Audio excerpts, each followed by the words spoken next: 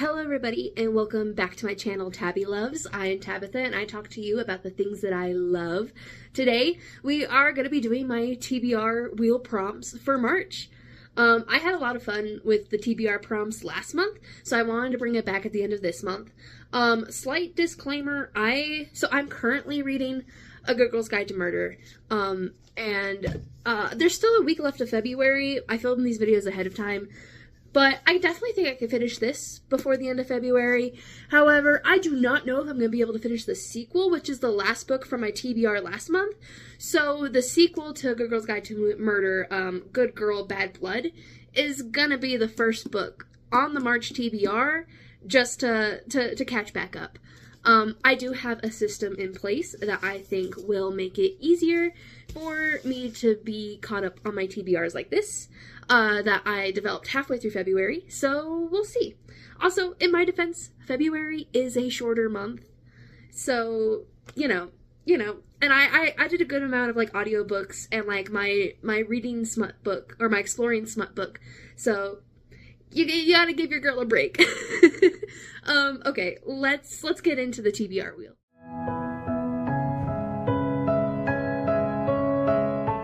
Okay, just a little breakdown about how this works.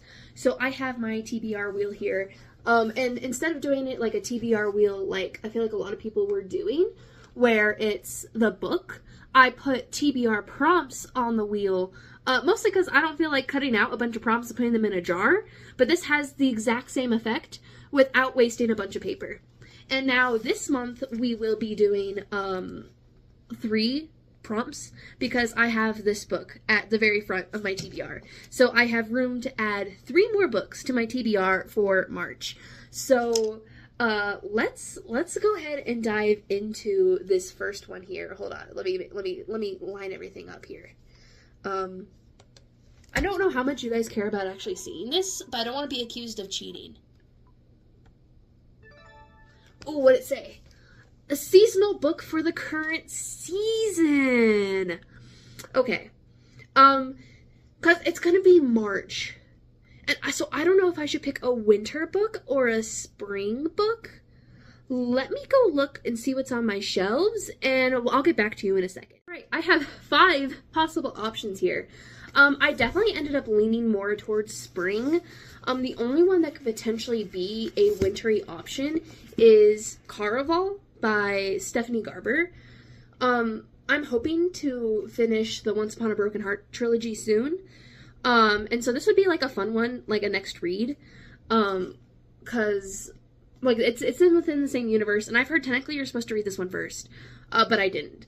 But like this would be fun and a nice little carnival, you know.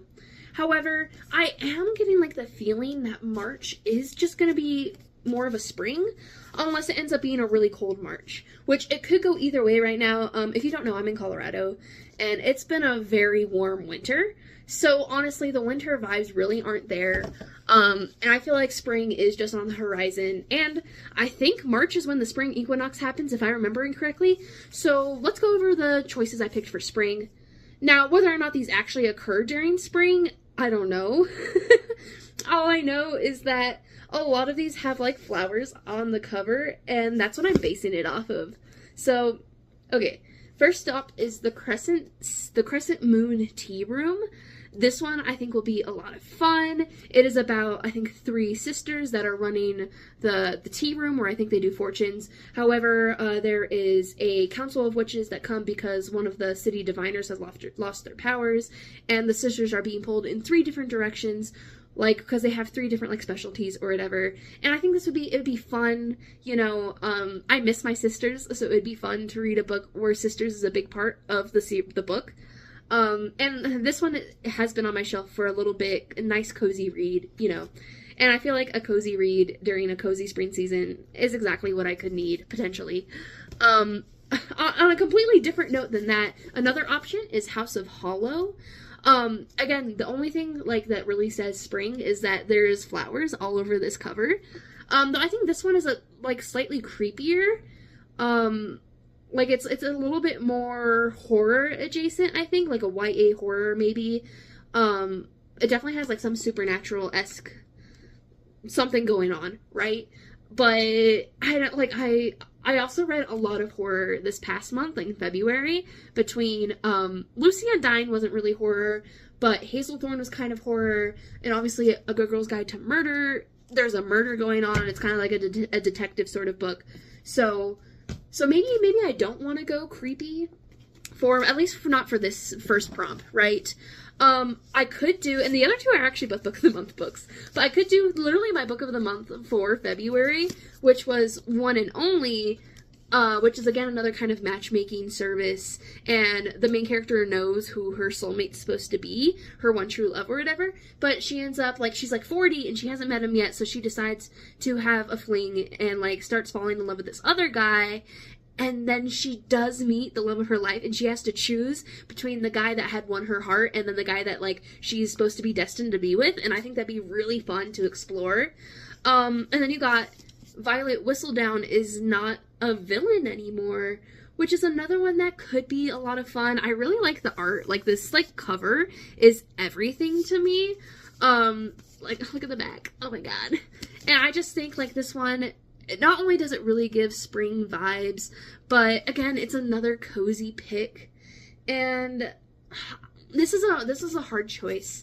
I think I do want to go cozy, and I do want to go spring. So it's between the Crescent Moon Tea Room and Violet Thistlethwaite is not a villain anymore. I think I said her name wrong the first time I said the title of the book. I'm sorry. But see, the Crescent Moon Tea Room, these flowers I actually think might bloom in the fall. I may be wrong about that. So I think I'm going to go with Violet Thistlethwaite is not a villain anymore. Like, it's got a dragon. It looks cute.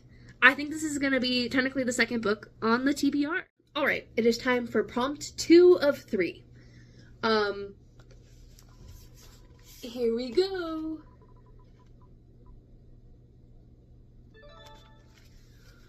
A book by an author with the same last initial as you? Okay, so my last initial, I technically have 2 last names. So, but like technically the very first last initial is my last name is an A, and that means there could be potentially a lot of options on my bookshelf. So I think I'm gonna go with the A, because the other option is O.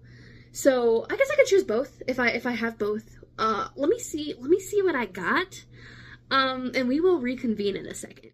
Surprisingly, there is only one book on my shelf where the author has the same last initial as me, and that is Betrayal of Storms by Ben Alderson. Like, I'm actually surprised that there was not more A last names, at least on my TBR. Honestly, there's so many H's.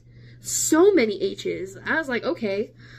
So A Betrayal of Storms is the book, the third book on my TBR. I believe, I don't know if this is a fantasy or a romantasy, but I do know that I think it has LGBTQ themes, potentially. And it has to do with a half-fae is rescued from hunters, and he's taken to the realm of Witchwood, where everyone is focused on preparing for war against the humans who hate, hunt, and kill them for coin. As the Fae ready their numbers for complete domination of the human realm, the truth of Robin's heritage comes to light, and his very presence opposes the long-planned invasion.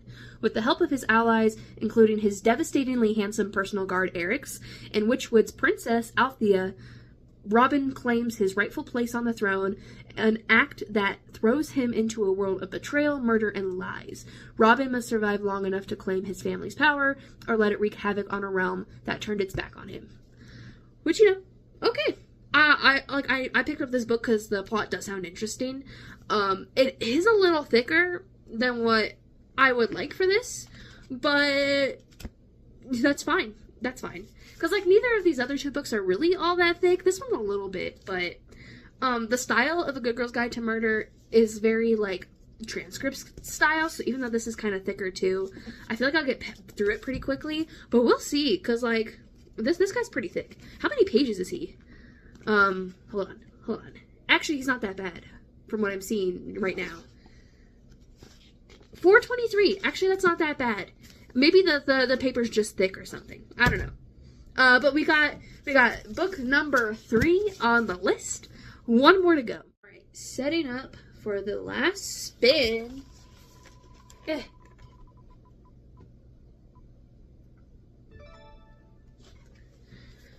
A book in a trilogy. Okay, here's the thing, right?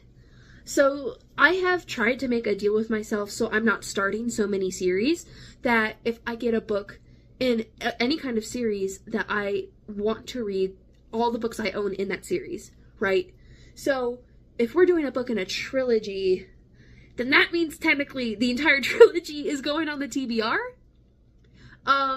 So that may or may not affect the what's the month after March? April. That might affect the April TBR. But I have a few options here. I don't know. I'm not gonna grab the full trilogies that I own.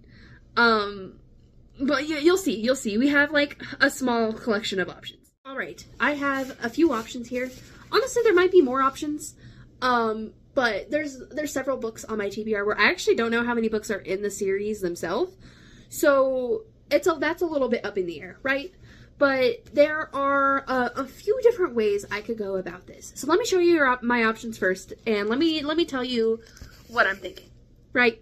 So I could start, and this was on the list for last month too that I ended up not picking, but I still desperately want to read this book, and that is Daughter of the Blood by Anne Bishop. It's the book 1 of the Black Jewels trilogy. It says it right there. So I could read this, and it is the only book in the series I own, so it would only be putting one book on my TBR. But then you have a book like Mistborn by Brandon Sanderson, and I have been dying to read Mistborn, and I wouldn't necessarily mind diving into this trilogy, at least the first trilogy. I only own the first trilogy. I think there's like a second generation Mistborn trilogy or something like that, but I do not know, I do not own it. So, but I do own this first trilogy. So I could do Mistborn, but then I would have to be putting all 3 of these books on my TBR. So that's one option. Another one where I don't own all the books in the series, I only own the first one, is City of Brass, and I'm pretty sure City of Brass is a trilogy.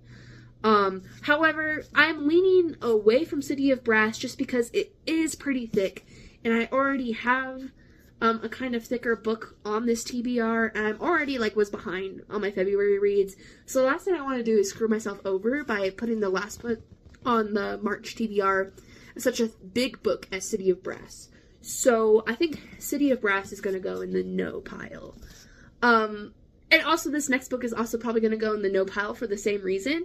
But I have the full trilogy for this, the Mask of Mirrors trilogy. I own all 3, but again, this book is fucking gigantic. This is a door stopper of a book, but it has been on my TBR for ages. And this is also another one of them where I actually don't know if this counts as just fantasy or if this is romantasy. But again, because of the size, we're going to lean off of it. And then that leads the last one, which is Scythe by Neil Shusterman. And this is one where I do own all 3 books. Actually, wait. Yeah, for a second, I thought it might have been 4 books, but I think it's just 3. So I do own all 3 of this trilogy. So, right. So then it's down to these 3. And now, I can tell you what my heart really wants to do. My heart really wants to do Mistborn. And Mistborn gets such high praise. Mistborn is so, Brandon Sanderson as a whole is so big. And it would be fun to start to dive into that fantasy realm, and I've heard that the fantasy magic system in this is really interesting, and I think I follow Brandon Sanderson, and I have yet to read any one of his books, so I might do this one. I might start Mistborn, and even though I told myself if I land on a series, I have to read all the books in that series, but maybe not necessarily, maybe I could just put this first book on the series, and we'll see what happens. We'll see what happens. Because if I end up if I finish all 4 of these books, right, then there is a chance that I could then fit in the next, at least the next book after Mistborn into it, right? And then I might be able to do what I'm doing this month and putting the sequel as a crossover sort of thing. Though, again, to be fair, that's kind of a cheating way to say it, because technically this was on my official TBR last month, but we're not going to talk about it, okay? We're not going to talk about it. But, again, I've been really wanting to read Daughter of the Blood. It's kind of more of a dark fantasy, like, romance, potentially. It is one of the series that inspired ACOTAR, and, Girl's a fan, right? This is such a hard choice between these two, because this is what it's down to, right? But, like, I don't know anything else about this book series besides that it was the inspiration for ACOTAR. And it is an older series, which would be fun to dive into, because I want to say this was published in the, like, 80s, maybe? No, 98. The late 90s. This is so hard. Okay. Here is what I am thinking. I guess the question is, do I want something that's romance heavy, or do I want something that's a heist, right? And looking at what's on my list already, I feel like I have, like, 2 out of these 3 books are kind of romance heavy, right?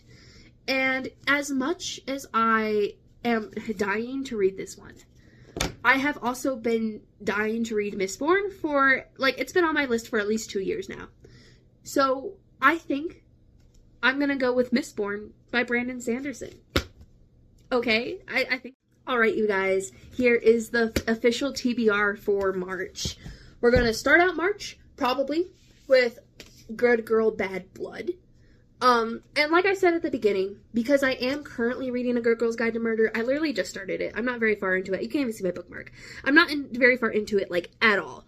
But I have confidence I can finish it for the last week of February. So I think I can finish it. I just don't think I'll be able to start it. There is a slight chance that I will be able to start this book before the end of February. We'll see. But I'm still counting it for the March TBR, because I'm gonna be realistic instead of putting too much on my plate. Right? Right. So, Good Girl, Bad Blood, the first read of March. And then we'll be moving on to Violet Thistlethwaite is Not a Villain Anymore. A fun little fantasy romance. I think it'll have a fun little character arc. It's gonna be cute, right? It's gonna be a little bit cozy. And then we'll be transitioning into something more fantasy heavy, A Betrayal of Storms. I do think this still technically is romantasy. But we'll see. We'll see. I'll check back in, for my March reading wrap up and I'll tell you what it really ends up being. But we got this guy after that. After the cozy vibes, we've got something a little bit heavier, a little bit darker. And then we're going to be ending the month with Brandon Sanderson's Mistborn. And I will decide after reading this guy if I end up putting the rest of the trilogy on the TBR or not. I want to stay true to the deal I made myself at the beginning and finish this trilogy out if I start it. But we will see. We will see. What if the ending of this book is so, like, either horrific or so, like soul-shattering that I can't read the second book right away. I want to leave space for that. But I am excited to dive into this one. So yeah. That is my TBR for March. I'm sorry I'm kind of crooked. Hold on. That is my TBR for March. Anyway, I hope you guys enjoyed the video. I do think when I, when I did this last month, I think people did enjoy this setup. So, I'm happy to do it again. It makes it more fun for me to pick my reads. It does have, just as for the comment's sake, I do have an alternative to the will where it is just every single book on my physical TBR that could be picked that way. But I like the little bit more freedom I have by picking books with a prompt. And so yeah. If you've read any of these books and you have any opinions, if I made a mistake in my choices and I should have chosen a different option, let me know in the comments below. I appreciate you taking your time to watch this video to the end if you did. And I'll see you guys in the next one. Love ya. Goodbye.